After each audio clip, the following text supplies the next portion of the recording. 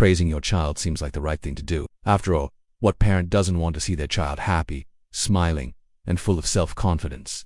But here's what no one told you. Praise, when done the wrong way, can do the exact opposite. It can silently destroy your child's self-esteem. Many people believe that flooding a child with praise will make them stronger, more confident, more secure. But there's a huge difference between building true self and creating emotional dependence on approval. When praise is excessive, empty, or only focused on results, the child begins to live for other people's validation. Imagine a simple situation. Your child gets a good grade at school, with the best intentions.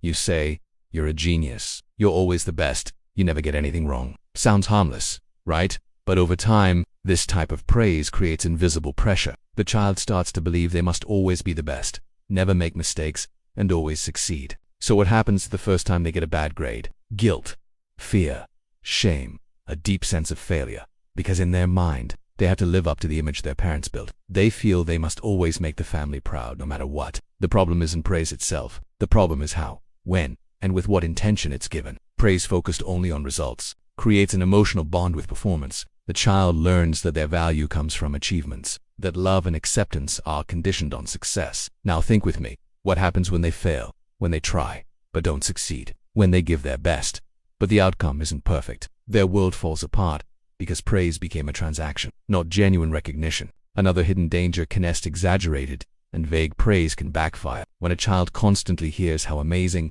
wonderful, and perfect they are, they start to doubt it. Deep inside, they know they're not all that. They know they make mistakes. They feel fear, they have insecurities, and then they start to question their parents' sincerity. Another issue: overpraising reduces intrinsic motivation. The child stops doing things because they enjoy them and starts doing them only to get praise. And when that praise doesn't come, they lose interest, engagement, and willingness to try. So how can you truly build healthy self? It's not about praising every little thing. It's about recognizing effort, valuing the process, giving specific, sincere feedback.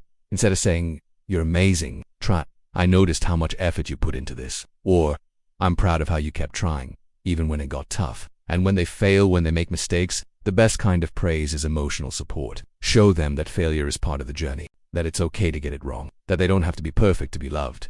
Also, avoid labeling praise. Phrases like "you're the smartest in the class" create huge pressure. The child feels they have to maintain that image, and that increases their fear of failure. Instead, focus on behavior.